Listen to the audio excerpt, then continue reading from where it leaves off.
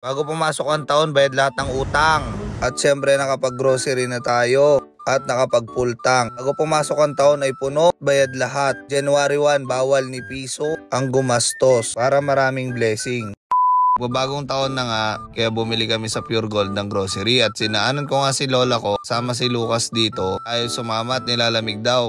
Kaya binigyan ko na lang ng 2,000 para may pera siya. At ako na lang daw bumili ng grocery niya at andito na nga kami sa Iselco para magbayad ng buwan ng utang. Kaya pala nagsusupply ng kuryente sa atin at nagbibigay ng bill. At sumama nga si Pia kay mama dahil magkikita na lang kami dito sa Pure Gold. At ito na ang batang ito ay napakaraming gustong bilhin. Ayan, karga na nga ng karga at napakadaming kinuha. Sobrang spoiled at nag-iisa pero magkaka-adding na. Kaya pati ako karga na rin ng karga. Kaya dahil magbabagong taon dapat puno rin ang laman ng rep at kusina. Kaya bumili na kami ng bumili. Tipang Graham na gagawin ni Mrs. ay kinarga na rin namin. Sobrang di nga namin tagal na grocery kaya talagang medyo marami na rin kaming nabili. At ito na nga yung anak ko. Sobrang hindi mapakali at pulot na lang ng pulot. Pakasarap mamili pero napakasarap din magbayad. Ito na nga, napakarami pa rin gusto ng anak kong ilagay. Kaya niya si ading niyan lumabas at may kalaban na rin siyang kukuha. Ito na nga, hindi pa nakontento, kuha pa rin ng kuha. At dito nga tumigil ang mundo ko nung nakita ko yung vitamin Gin.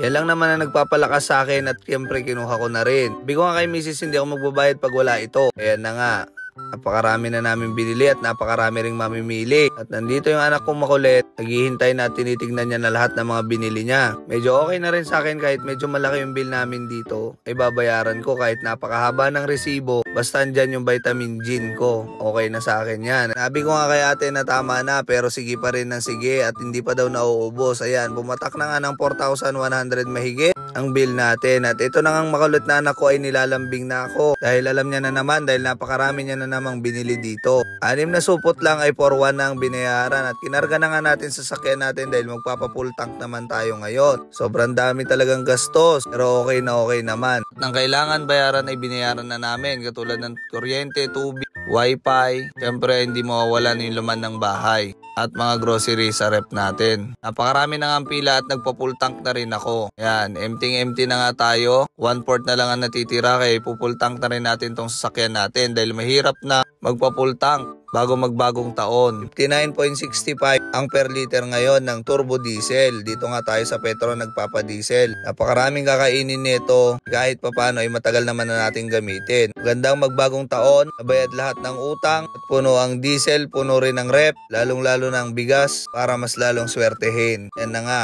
pumatak na ng 2.8 ang full tank at sobrang nung puno ng alaga nating si Monty. At syempre kailangan na natin magbayad. Lang sandali lang ay naubos na talaga. Ganun kabilis at parang dumaan lang. Happy New Year sa inyong lahat.